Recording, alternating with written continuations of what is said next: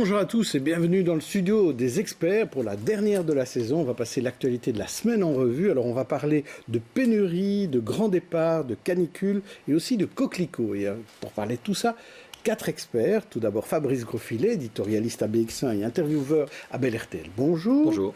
Gabriel Lefebvre, journaliste à entrelesllignes.be. Bonjour. Bonjour. Bonjour. Marcel Sell, auteur et chroniqueur. Bonjour. Bonjour. Et Salma Awash, à la tête du Lab et de Coûte que Coûte. Bonjour. Bonjour. Alors plusieurs jours au-dessus des 30 degrés pendant la semaine, c'est ce qu'on appelle une canicule. Donc on étouffe, on transpire et puis on commence tout doucement à s'y faire et à bien aimer ça. Les plans canicules ont quand même été mis en place dans les bureaux, dans les administrations, dans les écoles et dans les homes, comme vous allez le voir avec Adeline Bauin et Béatrice Broutou. Bon les filles, on va démarrer la journée. N'oubliez pas, il fait très chaud. Nous sommes au Val des Fleurs, une maison de repos qui a déclenché le plan canicule. Donc bien baisser les pare-soleil, veillez à ce que les fenêtres restent fermées dans les chambres pour éviter que la chaleur entre. N'oubliez pas de bien hydrater les résidents et de passer régulièrement dans leur chambre leur donner à boire. Le grand problème des personnes âgées, c'est qu'elles n'ont pas la sensation de soif. Donc la gestion, c'est de faire boire de l'eau le plus possible, mais il ne suffit pas de déposer un verre ou de remplir une bouteille, il faut que les gens boivent. L'hydratation, c'est l'une des difficultés pour les 120 résidents.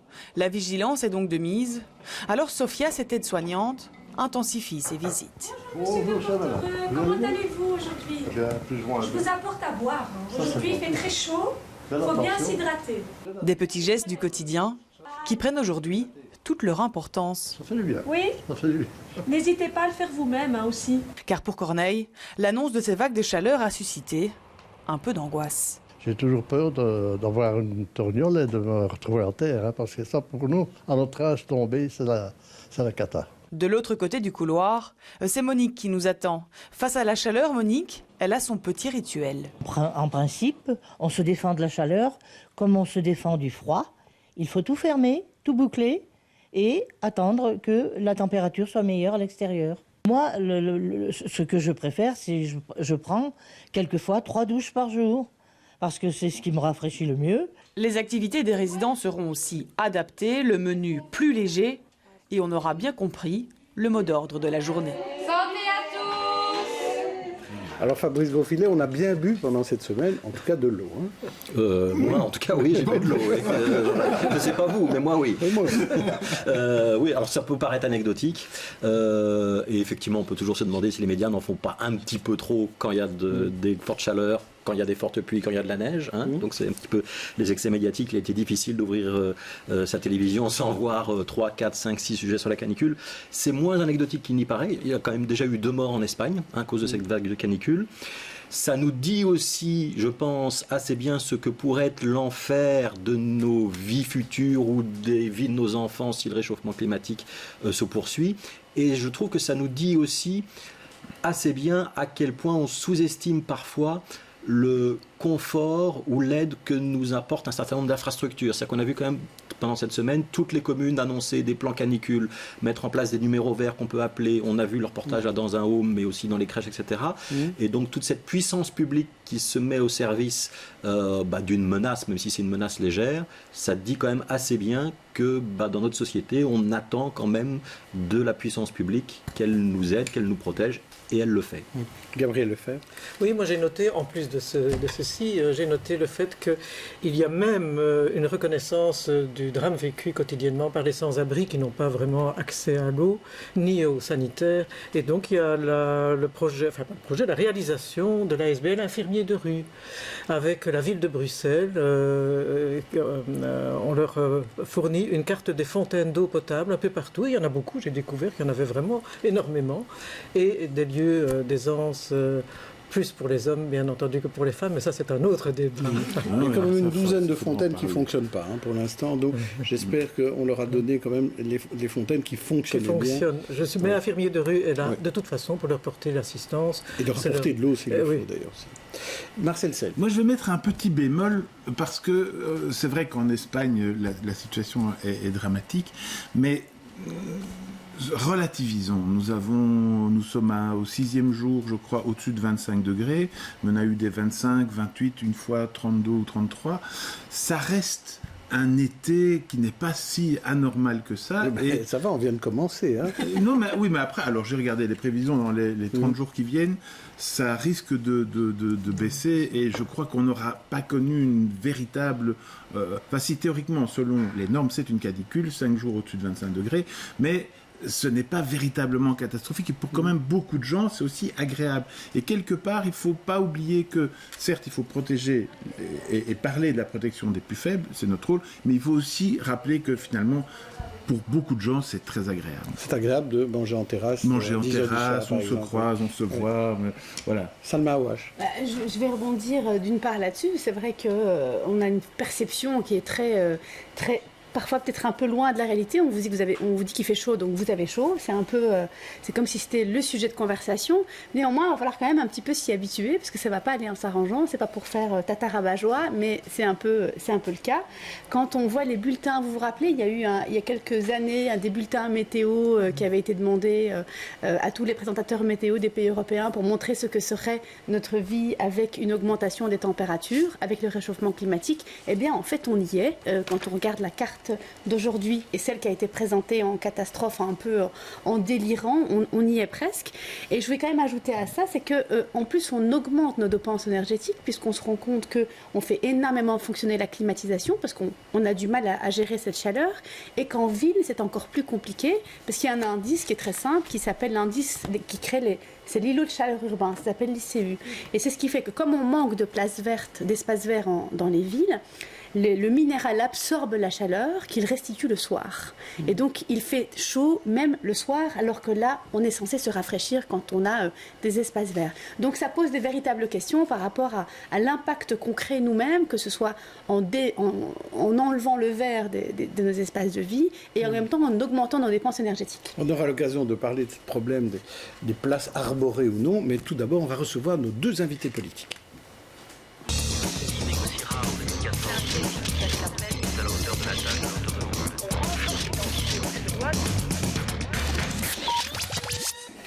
Et pour cette dernière émission de la saison des experts, on reçoit Gaëtan Van Goitsenhoven, député bruxellois et maire, bonjour. Bonjour. Et Hervé Doyen, bourgmestre CDH de Gette, bonjour à vous. Bonjour. Alors, on va commencer par vous, Gaëtan Van Goitsenhoven. Est-ce qu'on en a trop fait sur ce plan canicule ou pas assez? Est-ce que les pouvoirs publics ont bien réagi? Mais disons que voilà, le fait qu'il fasse chaud doit évidemment devenir quelque chose qui va devenir un petit peu constant, en tout cas pour les périodes d'été. Donc il faut pouvoir se préparer. C'est pas une grande surprise ces dernières années qu'il y ait des épisodes de canicule. Donc les pouvoirs publics doivent se préparer bien en amont, au travers évidemment des communes, au travers de toute une série d'informations, d'accompagnement des personnes âgées. Je pense que ce sont des choses qui se font, mais qui doivent aussi peut-être davantage se professionnaliser et peut-être sortir des habituelles distributions de bouteilles d'eau vers peut-être des accompagnements un petit peu plus spécifiques, peut-être aussi vers l'apprentissage, vers un plus vaste public des gestes importants à l'égard des personnes les plus exposées, personnes âgées, les enfants, etc. Mais aussi, pourquoi pas, effectivement, les animaux. Mais voilà, je crois que pour pouvoir réagir, c'est sûr que ce n'est pas nécessairement toujours à l'avant-veille d'une canicule qu'on a les meilleures réponses, mais voilà, je crois que l'essentiel du boulot est fait, mais peut-être faudrait-il effectivement essayer de compléter l'arsenal par une préparation peut-être plus en amont. Alors, vous, Hervé Doyen, dans votre commune, on est allé faire un reportage d'ailleurs sur l'administration communale où il y avait des adaptations, mais il n'y avait pas de climatisation dans notre administration. Il n'y a pas de climatisation de l'administration. Les gens viennent en short plutôt. Oui, ils viennent en short, voilà. Et c'est un choix. Il n'y a pas de climatiseur non plus dans mon bureau. Et je pense que c'est un choix écologique qui se défend, qui est défendable et que nous assumons pleinement. La question s'était posée à l'occasion de la première canicule qu'on a eu en étant dans notre nouvelle administration, je sais pas, le 2006, 2007, enfin, je me souviens très bien. Voilà, et à cette occasion-là, et avant temps déjà, on s'était clairement exprimé en disant non, on ne passe pas à la climatisation. Je pense qu'on doit s'adapter à l'idée que on sera de plus en plus sujet, en tout cas confronté à des vagues de chaleur. Ça n'échappe pas à personne que le temps change, n'est-ce pas? Et il faut s'adapter autrement qu'en créant, je veux dire, et en consommant beaucoup d'électricité, qu'en créant des bureaux, boîtes à conserve. Oui, pour les personnes fragiles, par rapport évidemment, à qu'est-ce qu'il faut faire? Donc ici, on parle de l'administration. Oui. D'accord. Pour les personnes fragiles, évidemment qu'il faut mettre un certain nombre de choses en place, mais aussi se rappeler que la puissance publique n'a pas vocation à remplacer le lien social. Et le lien social doit rester au cœur de la solidarité entre les personnes. Voilà, la puissance publique n'a pas vocation à remplacer tout. La famille, la relation entre les parents et les enfants, la relation entre frères et sœurs. Et donc, j'étais très impressionné parce que la ville de Paris, par exemple, a mis en place, on a eu un fichier de nombre de personnes qu'il faut régulièrement appeler pendant les périodes caniculaires. Il n'en demeure pas moins qu'on peut quand même faire le constat que la première personne qui doit appeler quelqu'un qui est en état de fragilité pendant une canicule, ça doit être le voisin, le frère, le père, la mère, le fils, la fille. On est bien d'accord. Ouais. Marcel Sel. Oui, vous parliez de travailler en amont. Et en fait, la question que je me pose, c'est par rapport à vos deux parties, où là, vous faites le constat, oui, on aura de plus en plus chaud, les épisodes caniculaires vont se reproduire, mais sur l'environnement, sur l'écologie, dans les années précédentes, vous n'avez non seulement rien fait, mais il y a aussi chez vous des climato-sceptiques. Enfin, il y a eu, maintenant, ils ont changé. Donc, est-ce que quelque part, vous vous dites pas, est-ce qu'il y a on y a pensé trop tard? Moi, j'ai pas de mea culpa à faire. Sur le parti, hein, pas. Très franchement, dans mon parti, moi, j'ai lu les programmes depuis que j'en suis membre. Je n'ai jamais vu qu'on était climato-sceptique. Maintenant, voilà, est-ce que effectivement le fait qu'il y ait une canicule, on va bientôt dire que c'est la faute d'un parti. Il faut aussi commencer c'est pas ça que j'ai dit. Voilà, hein, donc c'est pas ça que j'ai dit. Peut-être que ce sera un autre argument pour dire que le MR ne peut pas participer aussi aux négociations parce qu'il y a la canicule. Voilà, vous donnez vous-même de très bons arguments pour les socialistes et les écologistes. Comme il n'y en a pas beaucoup de bons, non, allez, revenons vers des choses sérieuses. Par rapport à l'approche de la ville, il est vrai que on a sans doute commis un certain nombre d'erreurs dans l'aménagement des villes. C'est un sujet. La gestion effectivement d'un certain nombre d'îlots de chaleur, la minéralisation d'un certain nombre d'endroits, la disparition aussi de ces poches de nature qui étaient encore présentes dans toute une série de quartiers. C'est important. Moi, en tant que jeune mandataire, jeune bourgmestre à l'époque, je m'étais battu bec et ongle pour qu'on préserve Nerpede à l'ouest de Bruxelles. Je peux vous dire qu'au début, tout le monde se fichait de ma tête, y compris un certain nombre d'élus écolos. Parce que, voilà, la présence de la nature en ville, ça semblait tellement étonnant, inexprimable. Or, c'est, je pense, quelque chose d'extrêmement important. Au-delà, effectivement, du réchauffement climatique, la question de la biodiversité qui est aussi un problème à tout le moins aussi important, voire plus important, et qui est aussi source de menaces. Donc je crois que appréhender la ville du futur, ça passe aussi évidemment par une nouvelle façon de concevoir cette interaction avec la nature qui dépasse évidemment la seule question climatique, ou plutôt qui intègre celle-ci au milieu d'un certain nombre d'autres réflexions qui doivent être menées pour avoir une ville efficiente et où il fait bon vivre. Hervé Doyen, sur le mea culpa à faire sur les années précédentes, est-ce que vous assumez ce mea culpa ou vous trouvez que... Parce que vous n'avez pas mis de clim, donc c'est déjà très bien. Non, mais de votre parti et des partis en général. Allez, on va pas se mentir, le CDH n'est pas le parti le plus en pointe sur les questions écologiques, même si certains de ses membres, dont je fais partie, je veux dire, sont sur des sujets comme ceux-là plutôt en pointe.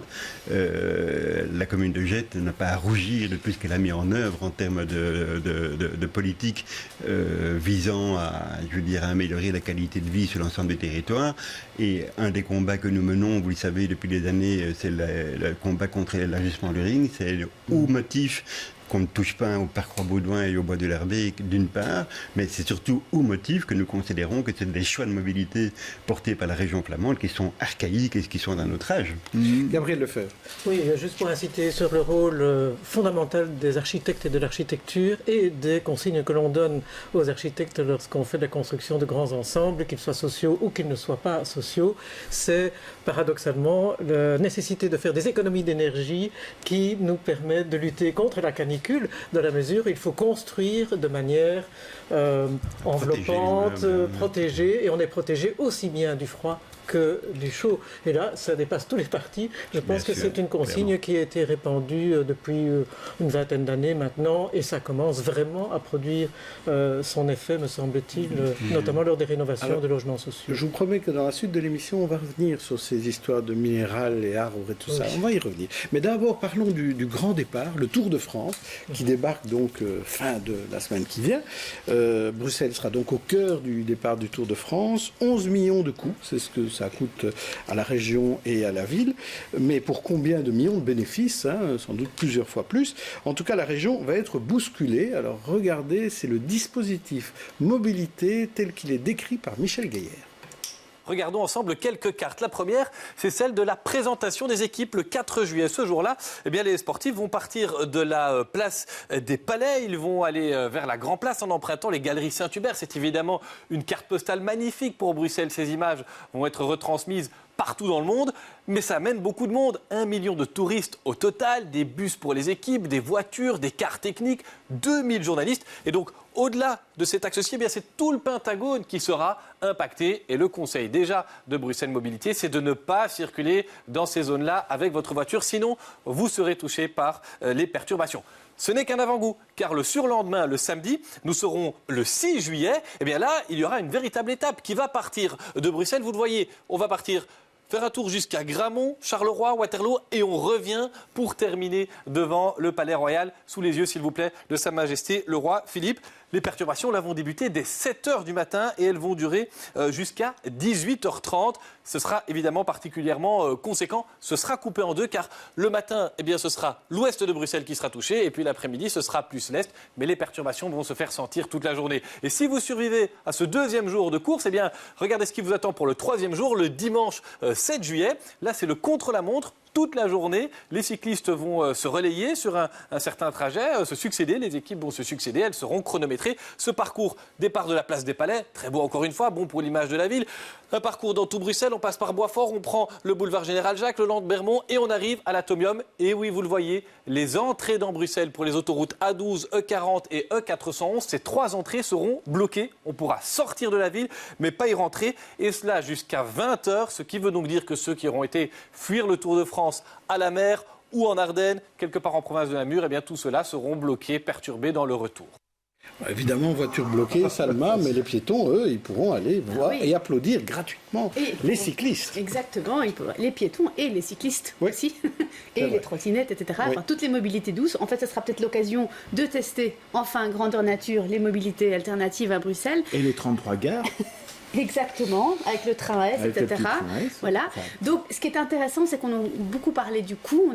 On est parti de 5 millions, on s'est retrouvé à 11. Il faut savoir que chaque euro investi, selon les calculs, rapporte à court terme 1,5 €, selon les calculs qui ont été faits dans d'autres villes pour des grands départs, et jusqu'à 4 à 10 € à long terme. Donc, c'est-à-dire on aurait dû dépenser plus. Voilà, grosso modo, on est dans la moyenne de ce qui est dépensé normalement, ce qui ne veut pas dire grand-chose, mais ce qu'il faut surtout retenir, c'est donc qu'il y a l'impact des retombées, des gens qui viennent, le tourisme, et puis il y a l'impact sur l'image qu'on a du mal à chiffrer, et c'est ce de là dont parle ces 4 à 10 €. Mais ce que je trouvais intéressant, c'est que finalement, on n'a pas, je ne sais pas si on a une assez bonne perception de ce que quand l'argent retombe dans les mains du service public, de la ville, etc., dans ce qu'on peut en faire. Il y en a qui disent oui, ça va chez les hôteliers qui vont s'en mettre plein les poches, d'autres qui vont dire ça va pas retomber directement dans la ville de Bruxelles. En fait, est-ce qu'on a une bonne perception de la redistribution collective qui sera faite d'un événement qui est collectif? Les gens ont l'impression que ça va juste leur causer certains ont l'impression que ça va juste leur causer des embrouilles, alors que ça va rapporter beaucoup à la collectivité. Je pense que ça c'est la vraiment bonne question. Donc il y a 5 millions qui sont effectivement investis dans le plateau. Donc c'est en fait ce que la ville de Bruxelles paye directement à ASO, qui est donc la société organisatrice du Tour de France. Donc ça, c'est de l'argent qui sort purement simplement. Et puis il y a 5 autres millions qui sont investis, notamment par le bureau Bruxelles Major Event, hein, pour l'organisation. Et donc ça veut dire placer des barrières nadar un petit peu partout, enfin organiser la course dans la ville, y compris avec des portions qu'il a fallu réasphalter. Donc 10 millions, 11 millions peut-être au total. Les retombées, elles sont estimées à 60 millions. Mais ce chiffre-là, très honnêtement, il est impossible à objectiver. Et moi, je me permets quand même d'avoir un petit doute. Donc on sait qu'il va y avoir un certain nombre de retombées, notamment rapides et directes sur l'Oreca. Et ça, c'est la bonne affaire quand même de la ville de Bruxelles, c'est d'avoir le départ. Parce que le départ, ça veut dire que les équipes arrivent avant, qu'elles séjournent quelques jours. Quand on est simplement une ville-étape dans le Tour de France, bah, elles arrivent le soir, les équipes, elles sont parties le lendemain matin. Mais les 60 millions, effectivement...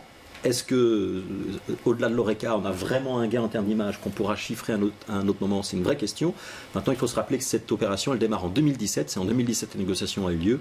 Et elle a un immense avantage pour la ville de Bruxelles, c'est qu'à ce moment-là, elle était encore traumatisée par les attentats. Oui. Et donc, offrir une nouvelle image à la ville de Bruxelles, c'était dans ce contexte-là sans doute primordial. Alors, Hervé Doyen, pourquoi c'est pas de Jette qu'on parle de France?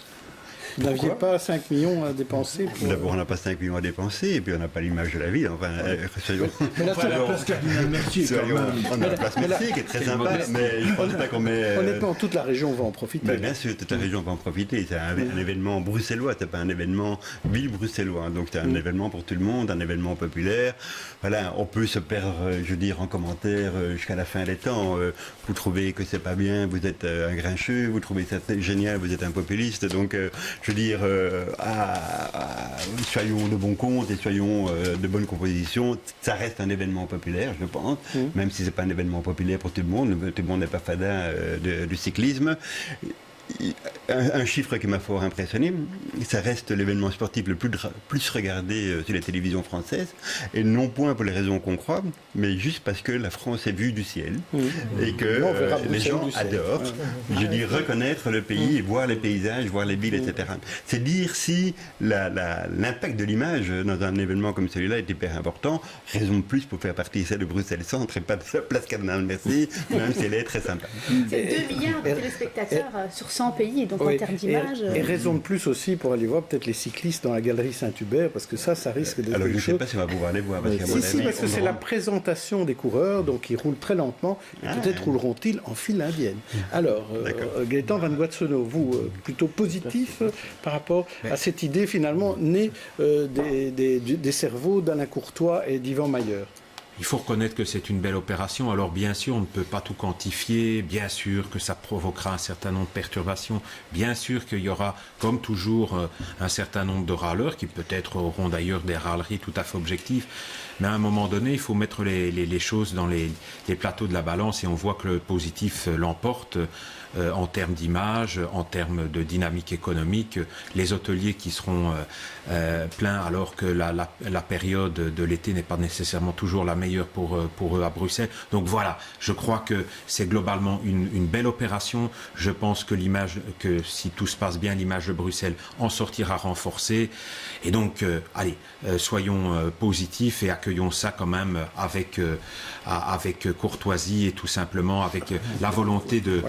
J'avais parlé d'Alain Courtois, c'était pas par hasard. Avec la volonté tout simplement aussi de se dire, faisons peut-être une petite place à un événement exceptionnel. Ça ne durera que 3 jours. Fabrice Groffi. Je vais ajouter un autre jeu de mots. Quand on connaît l'engouement de la Flandre pour le cyclisme et pour le Tour de France en particulier, peut-être que se dire que dans un moment où on parle de confédéralisme, et certains n'en parlent que de confédéralisme à 2 en oubliant Bruxelles, que toute la Flandre ait les yeux braqués sur Bruxelles ce jour-là, ça ne manque pas de sel, de vélo. Merci pour tous ces excellents jeux de mots sur le Tour de France. Il y en aura certainement d'autres dans les jours à venir. Pas Saint-Guidon. Voilà, bon, bravo, on va s'arrêter là. On va parler de la semaine politique, un peu une semaine politique de transition avec un joli coquelicot planté par les Verts et les éco-socialistes. Alors jeudi, les négociateurs wallons recevaient la société civile francophone au Parlement de la Fédération Wallonie-Bruxelles. Reportage Jean-Christophe Pezès et Camille Lequecker. Autour de la table, toutes les forces vives de l'enseignement. Elles n'ont qu'un peu plus d'1 heure pour faire entendre leurs priorités. Au sortir de la réunion, l'humeur est mi-figue, mi-raisin. Nous verrons surtout quelle est la synthèse que vont faire les formateurs et ce qui sera dans le texte et dans la feuille de route. Vous êtes un peu dubitatif, hein? À ce stade, je reste dubitatif sans avoir vu le texte. Je pense que ça a du sens. C'est toujours positif que des personnes qui forment la future majorité aient le souhait, le souci d'écouter ceux qui sont à la manœuvre concrètement. Ensuite, ce sont les représentants de l'enseignement supérieur qui sont reçus par les formateurs. C'est utile ce type de réunion? J'espère, en tout cas. On y vient avec un esprit très positif. Vous n'êtes pas convaincu, quoi? Si, tout à fait. Mais c'est pas un lieu décisionnel. Et au centre des revendications, le financement occupe évidemment une place de choix. On attend vraiment des gestes forts sur la question du refinancement de l'enseignement supérieur. Il faut absolument sortir de l'enveloppe fermée et surtout il faut démocratiser le coût des études et l'accès à ces études-là. Ces entretiens se font sur base de notes remises par les formateurs. Elles seront complétées à l'issue de ces rencontres. On prend acte et on prend note de beaucoup de propositions complémentaires, de remarques, de critiques. Et il y aura une différence fondamentale entre le premier document et le deuxième, c'est que ce deuxième document sera beaucoup plus riche de la pertinence des propositions des acteurs de terrain. Des consultations qui se poursuivront jusque demain soir. Alors, vous y êtes passé, Fabrice Grosfilet, pour aller voir ce qui se passait, évidemment. C'est de la com ou c'est un vrai travail qui se fait là ? C'est les deux. Donc il y a un petit peu de communication et je dirais même peut-être un petit peu une tentative occupationnelle. Hein, c'est-à-dire qu'on occupe le temps, on occupe l'espace dans un moment où on voit bien que les négociations n'ont pas réellement commencé. Mais ça pourrait être plus que ça. Donc ça, on verra ce que ce document peut débloquer ou pas en termes de négociations politiques. Ça concerne plutôt la Wallonie, mais ça nous concerne nous, Bruxellois, par l'intermédiaire de la Fédération Wallonie-Bruxelles. Ça peut être plus que ça dans le sens où si c'était vraiment réussi, on pourrait aboutir à un document qui pourrait bénéficier d'un consensus relativement large. Alors la société civile, ça ne veut rien dire. Hein. En fait, ce sont des groupes d'oppression, des lobbies, des représentants de certains secteurs qui sont là. Mais si un certain nombre de ces représentants finissent par se reconnaître dans ce document, que ce document est suffisamment amendé pour ne plus apparaître comme juste la traduction du programme du PS avec une partie du programme d'écolo, là, on n'aura peut-être pas perdu notre temps. Maintenant, la vraie question, c'est qu'est-ce qu'on va faire de ce document après? Parce que je rappelle quand même que ça ne fait toujours pas une majorité et que le rôle du politique, c'est de trouver une majorité dans un Parlement, pas dans la société civile. Mais le pacte d'excellence qui finalement a été construit un peu comme ça, on a quand même mis 2 ans pour arriver à un document. Oui, sauf que là, on est quand même dans une urgence, c'est de monter des gouvernements régionaux et à la Fédération de Bruxelles. Alors, Hervé Doyen, quand vous voyez ça, vous dites c'est bien, coquelicot Quand je vois ça, je me dis que c'est un peu dommage qu'il faille attendre les élections et par défaut être incapable de former un gouvernement pour se rendre compte qu'il existe une société civile. Et je suis de ceux, je suis un vieux moi, donc je suis un ancien, je suis de ceux qui ont très fort regretté que le PSC, devenu CDH, se soit coupé de ce qu'on appelait à l'époque les piliers. Il fut un temps où les formations traditionnelles, et je trouvais ça plutôt sympa, et je trouvais ça plutôt même très utile, je veux dire s'appuyer sur cette fameuse société civile à travers les piliers syndicaux, les piliers mutualistes, les piliers des associations professionnelles, notamment patronales, parce que les partis se fondaient et s'abreuvaient, se nourrissaient, je veux dire, de ce retour de cette société civile, ce qu'elle a cessé de faire ces dernières années. Et donc aujourd'hui, on se retrouve à devoir former des gouvernements, à se dire, tiens, il y a une société civile, on va aller faire toc toc toc. Oui, est-ce qu'ils ne le savent pas? Est-ce qu'ils ne connaissent pas très très bien les demandes des uns et des autres? Enfin, je trouve ça dommage qu'on en arrive là aujourd'hui. Et donc c'est, me semble-t-il, si je peux me permettre, monsieur Doyen, qu'on consulte la société civile. Mais justement, Hervé Doyen, est-ce que l'opposition est une bonne option? On ne vous a pas encore entendu là-dessus. Est-ce que vous êtes plutôt Drèze ou plutôt Prévost? Moi je suis Drèze, clairement. Oui. Oui. La vocation d'un parti, c'est pas aller dans l'opposition. La vocation d'un parti, enfin je m'excuse en politique, la vocation c'est de gouverner. Alors on n'y va pas tous. Toi, les maires vont aller dans l'opposition et le CDH va aller dans l'opposition là ou dans telle commune ou dans telle autre. Tout le monde ne va pas dans la majorité. Mais dire d'emblée, mesdames et messieurs les électeurs et les électrices, vous avez voté pour nous pour qu'on aille dans l'opposition, ça me semble, comme ça, intellectuellement, ça me semble compliqué comme tenue, je veux dire, intellectuelle, comme posture intellectuelle, comme ça, a priori. Voilà. Maintenant, est-ce que moi je ne suis pas dans le bureau politique, moi, et je ne le suis plus. J'y étais quand j'étais député, mais je n'y suis plus. Est-ce une posture stratégique? Ça, l'avenir de le dira. Gaëtan Van Guatsonov, vous là-dessus sur le coquelicot, je suppose que vous êtes contre. Si je soutenais le coquelicot, ce serait effectivement un scoop. Donc voilà, de fait, et je m'étonne qu'étonnamment à Bruxelles, on ne doit pas parler avec la société civile. Donc est-ce à dire que on a eu déjà des contacts préalables? Évidemment qu'avant les élections, on rencontre des gens de tous les horizons. Il y a eu des consultations dans aussi, le cadre de la Constitution. Ils les ont vus. Bon, oui, enfin bon, ils les ont vus en tout cas pas de la même façon. Non, et donc clairement, ici, on est effectivement dans une certaine forme de posture et d'instrumentalisation. Je le regrette parce que c'est un exercice effectivement qui peut être utile, mais là, on comprend effectivement qu'il y a là une commedia dell'arte.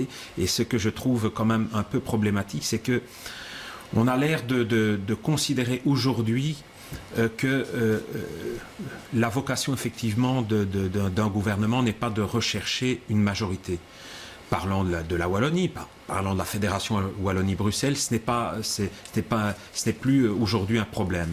Et donc, ça a quelque chose d'un petit peu préoccupant de mon point de vue. Alors, cette séquence avec la société civile va sans doute s'achever, mais à un moment donné, il faut évidemment veiller à ce qu'il y ait des majorités qui puissent porter un véritable projet dans ce pays. C'est évidemment la vocation même de la constitution des gouvernements. C'est vrai, mais c'est un peu paradoxal ce que vous dites, parce que souvent après les élections, on dit oui, on ne parle pas de majorité et encore de postes, mais parlons de programme.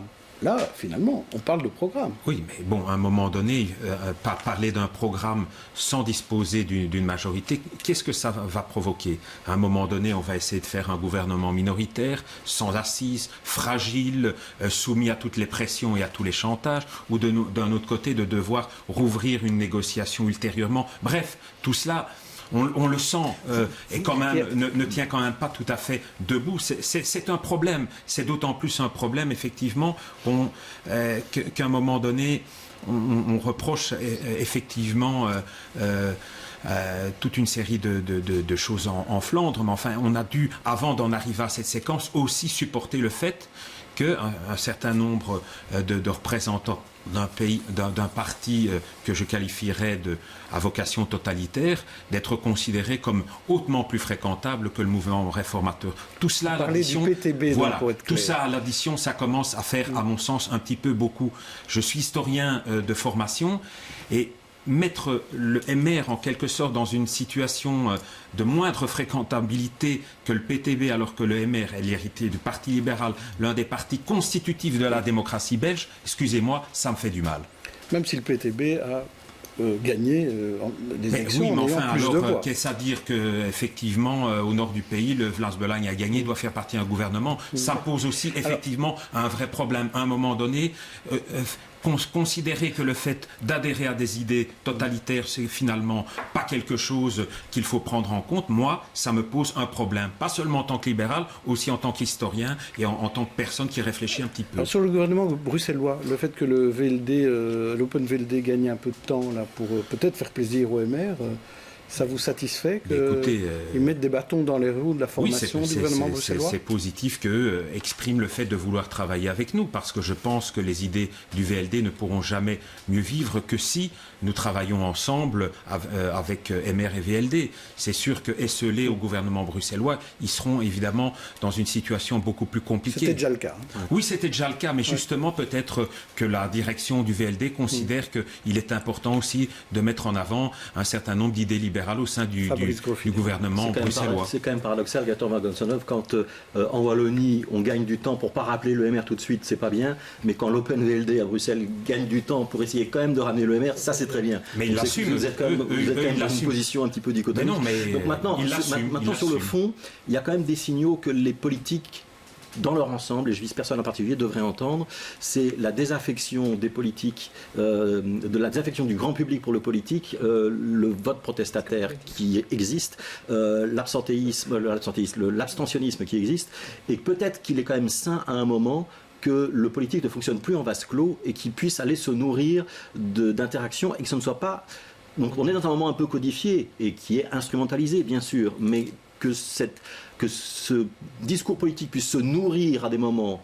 de rencontres réelles et en profondeur avec la société civile, et peut-être que ce moment-là, il n'est même pas assez long en réalité, je pense que c'est quelque chose auquel il ne faut peut-être pas fermer la porte.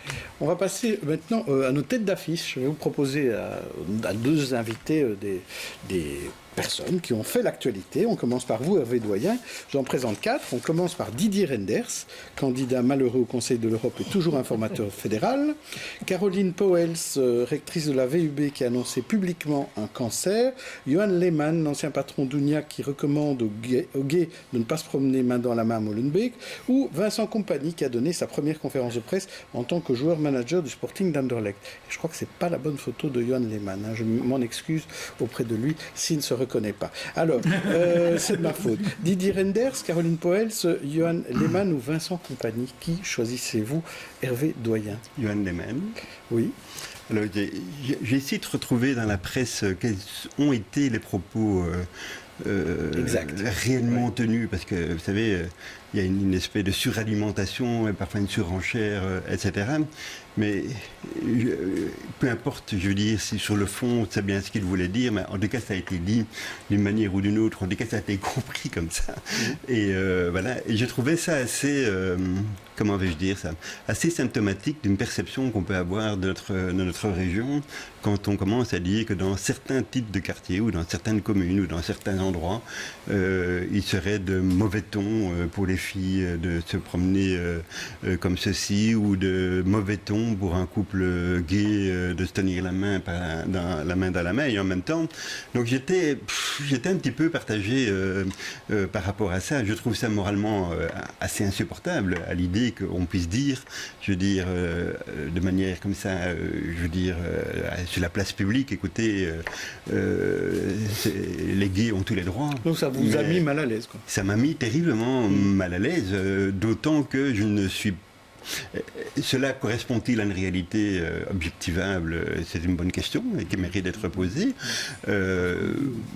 J'ai 3 grands-enfants, 2 grandes filles majeures, voilà. C'est des filles urbaines au sens propre du terme, donc elles n'ont pas de bagnole, elles ne sont pas dans le modèle des années 70-80 quand à 18 ans il faut recevoir la voiture, voilà. Elles sont stibiennes, elles sont Uber, elles sont à pied, c'est les vraies filles de la ville.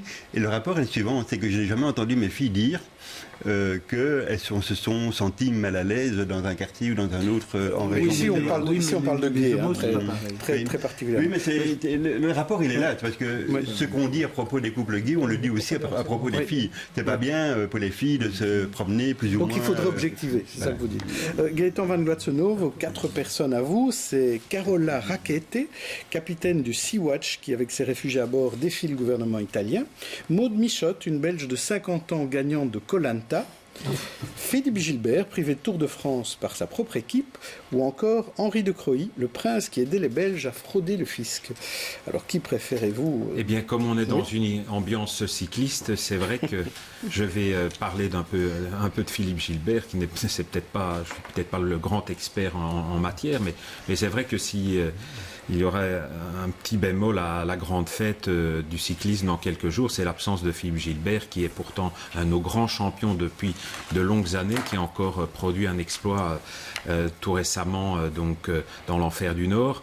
Et là, il est exclu. C'est vraiment très dommage, d'autant plus dommage que le départ du Tour de France se fait en Belgique et à Bruxelles. Et on se passe d'une star, effectivement. Donc il fait chaud, et on se rend compte qu'il y a des endroits plus chauds que d'autres, on en a parlé tout à l'heure, surtout quand on compare ces places arborées ou minérales. Reportage Marine Guillet et Manon Hugui. 29 degrés au thermomètre, et pourtant ici en plein milieu de la place du Miroir à Jette, l'ambiance est suffocante. En cause, très peu d'ombre puisque très peu d'arbres. Impossible d'en planter ici puisqu'on a sous nos pieds un parking souterrain. Mais on va le voir, la question de la végétalisation des places publiques à Bruxelles est au cœur de tous les projets avec le réchauffement climatique.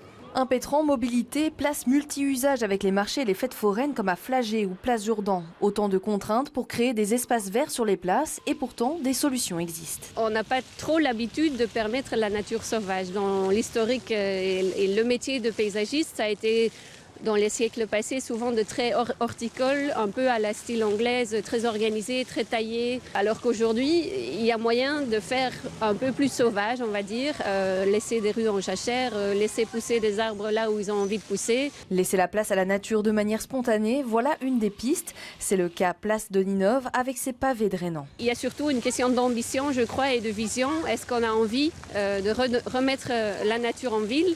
Est-ce qu'on a envie que la ville refonctionne comme une éponge pour que l'eau puisse s'infiltrer dans le sol? La question de la végétalisation se pose aussi à Saint-Gilles. Elle est au cœur du nouveau projet Place Marie-Janson, un espace pensé il y a 40 ans alors que les priorités n'étaient pas les mêmes. Le parvis juste à côté qui vient d'être réalisé, qui est effectivement très minéral, ce qui est normal parce que c'est une place, c'est un marché. Raison de plus de créer juste à côté un parc urbain, donc une place qui est très végétalisée, qui a plus de nature, qui a aussi de l'eau.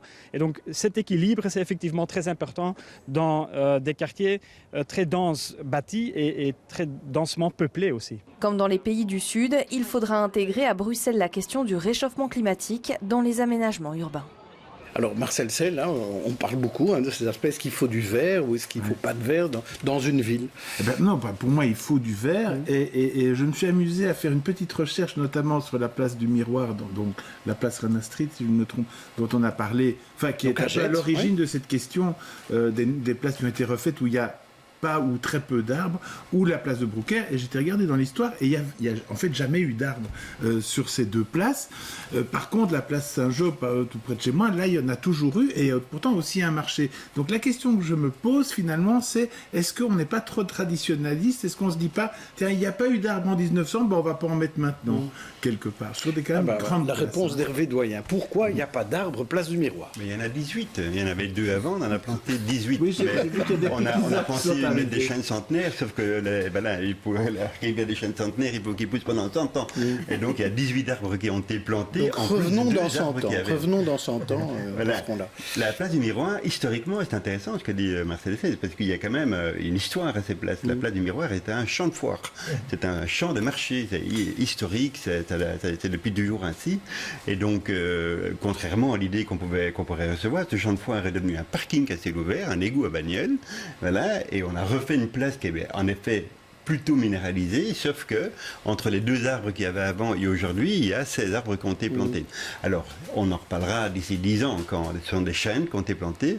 Donc d'ici 10 ans, ces chênes vont quand même grandir dans des bonnes conditions, parce qu'aujourd'hui, on ne plante plus les arbres comme on les plantait avant. On les plante avec des fosses, qui est importantes, de plusieurs mètres cubes, etc., etc. Et donc voilà, je pense que... Et parlons de notre place. Il y a une autre place sur la commune de Gêtes qui est la place Cardy, Cardinal Mercier, qu'on appelle Cardy à Gêtes. Ces places-là, c'est des grands platanes. Ceux-là, ils ont été conservés. Et ces grands platanes, ils sont. Et c'est une place plutôt arborée. Donc la fonctionnalité d'une place est importante dans les choix qui sont faits. Est-ce que c'est une place minérale? Il faut garder la variété pour vous? Il faut garder la variété. Et quelqu'un imagine-t-il que la Grand Place un jour devienne une place plantée? Je ne pense pas que ce soit un bon plan. Gaëtan Van Guatsonneau, au milieu. Là-dessus. Effectivement, il faut veiller, comme je l'ai dit au début de l'émission, à ce qu'on puisse faire une meilleure place de la nature en ville.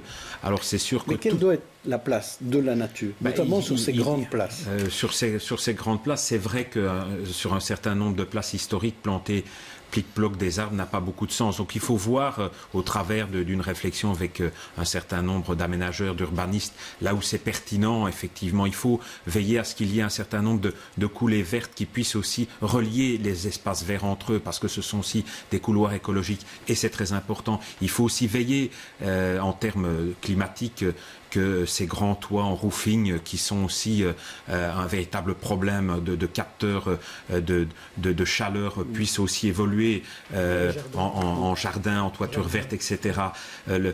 Voilà, tout ne doit pas nécessairement être mis au sol, même si je pense que la nature au sol doit être, là où c'est possible, conservée à Bruxelles. Et donc c'est cette interaction entre petites et grandes surfaces qui sont encore dévolues à la nature qui permettront, je pense, à avoir une ville plus verte, une ville où on se sent mieux, mais aussi dans développant un certain nombre d'activités économiques en lien avec l'agriculture urbaine. Ce n'est pas seulement de l'ornementation. Donc on a évidemment un panel de modalités qui existent et qui n'existaient pas par le passé ou qui n'existaient plus par le passé. Donc on doit évidemment s'interroger entre urbanistes, entre écologistes, enfin spécialistes de l'écologie j'entends, et puis évidemment responsables politiques pour trouver ces voies et moyens multiples pour amener davantage de nature en ville. Gabriel Lefebvre. Oui, rapidement pour dire que nous avons une ville magnifiquement verte. Nous sommes la deuxième ville la plus verte au monde après Washington, figure-toi.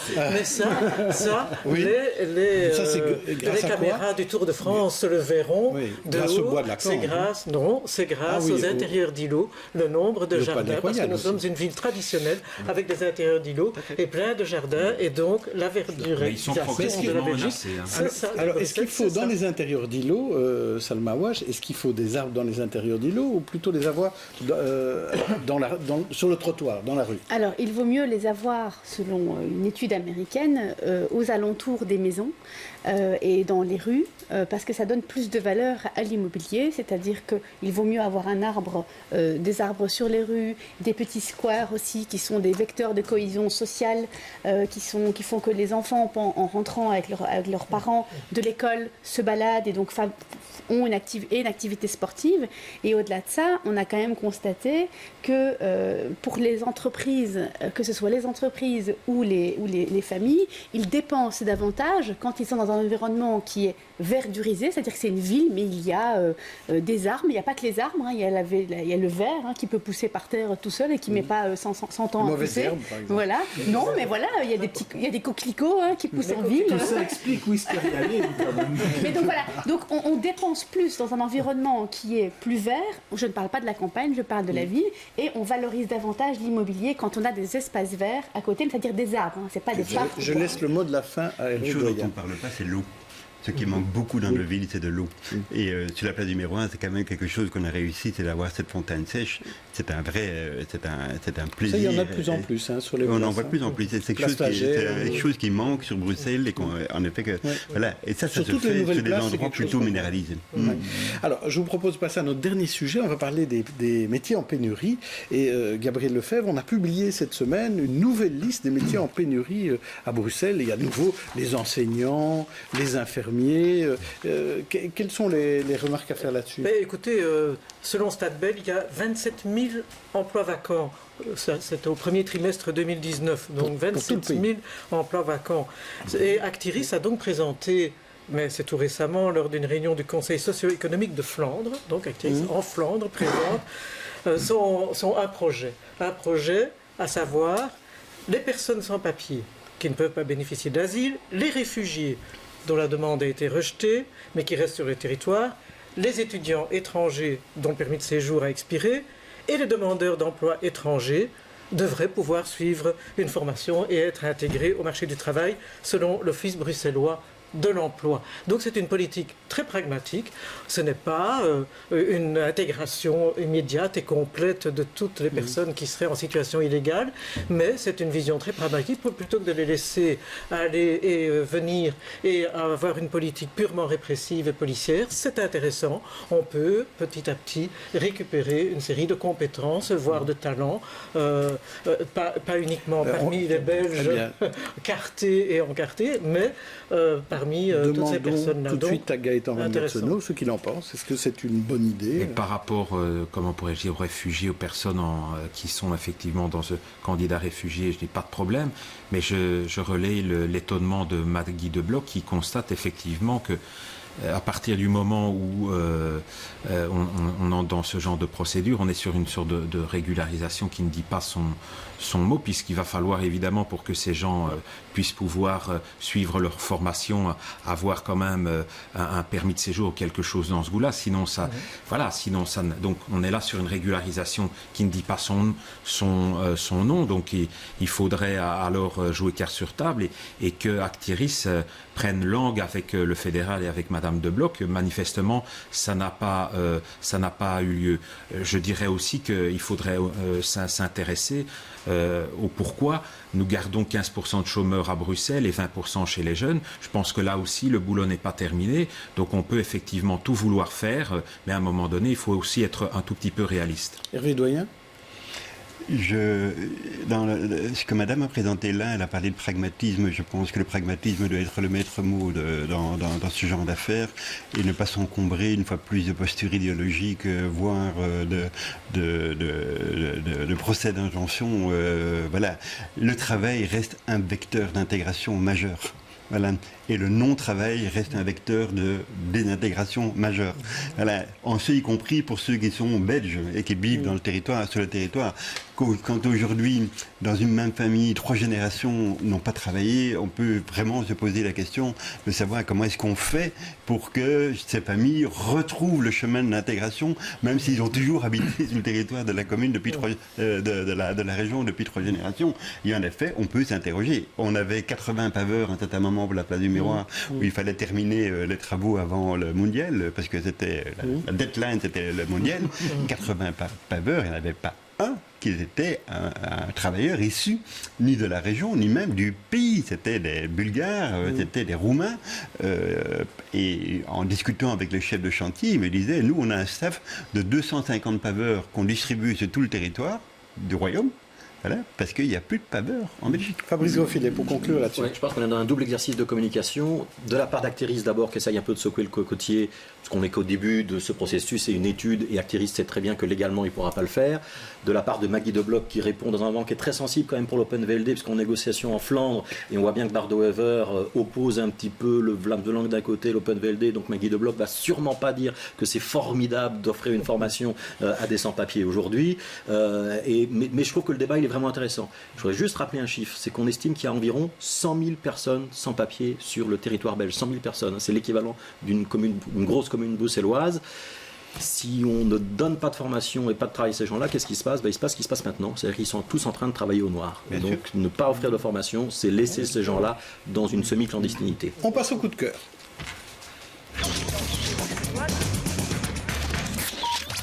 Et on commence par vous, Fabrice Grosfilet, vous nous parlez de Canal. Tiens, Canal, mais je croyais que c'était fermé, terminé. Alors, on est samedi, donc c'est le dernier week-end pour en profiter. Vous avez jusqu'à dimanche soir, je pense que c'est dimanche 22h pour visiter encore ce qu'on a appelé Canal Brut, qui est donc la préfiguration de ce grand musée. Et j'ai une bonne nouvelle pour vous, Jean-Jacques, c'est que même si vous n'y allez pas jusqu'à dimanche soir, et ce serait quand même dommage, vous pourriez y retourner l'année prochaine, puisqu'entre mars et novembre 2020, théoriquement, il y aura une nouvelle réouverture sur un plus petit espace avec un artiste dont on ne connaît pas encore le nom devrait être dévoilé en septembre, mais juste donc même quand c'est fini, ça continue voilà, encore. Il y en a encore. Mais juste voilà, dire que ça a quand même été une très belle aventure et que allez, avoir un musée d'art contemporain à Bruxelles, je pense que tous les Bruxellois pourraient s'en réjouir. 250 000 Bruxellois l'ont visité déjà. Gabriel Lefebvre, c'est à votre tour. À présent, vous allez parler de tout à fait autre chose. Hein. Vous allez parler d'ours. Bisounours. Non, il va faire très chaud. Allons dans les musées, parce que là, il fait frais. En plus, et on s'instruit. Non, mais parce qu'il y a encore, pendant 2 mois, l'exposition Ours et Nounours. Et elle est admirablement bien faite, surtout pour les petits-enfants. Mais leurs parents seront certainement ravis de se retrouver une âme d'enfant. En plus, une initiation à la science, c'est toujours bon à prendre pendant les vacances. Et il faut venir avec son nounours, pas seulement avec ses grands-parents, mais aussi avec son nounours. Marcel Sel. Est-ce que vous avez quel est le dernier mot du dernier guillotiné de Bruxelles ? Oups, au moment où on lui a mis la tête sur le billot, il a dit allez.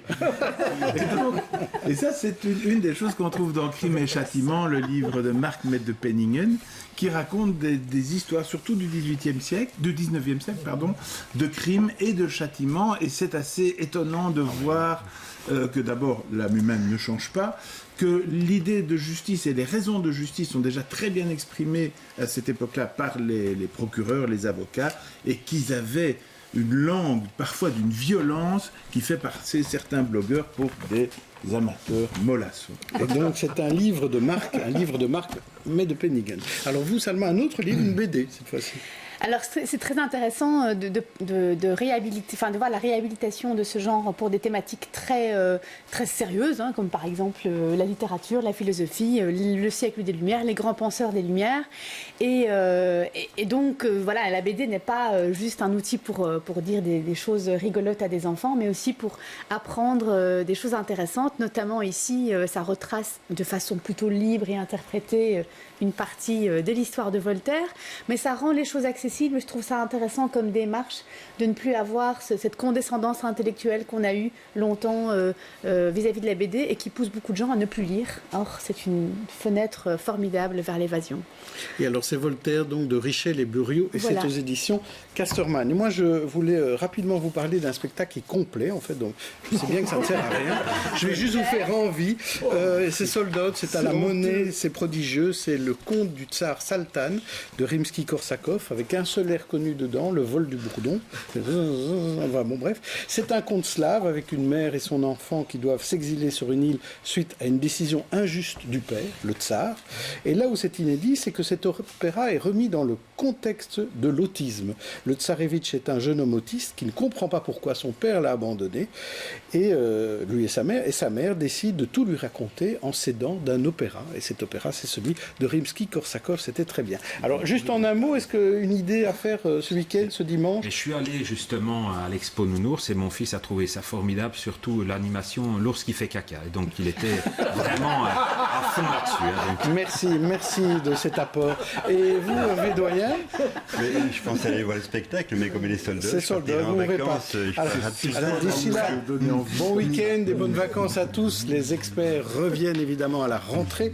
Et quant à l'interview, à partir de lundi, attention, c'est à 18h15. Bon week-end.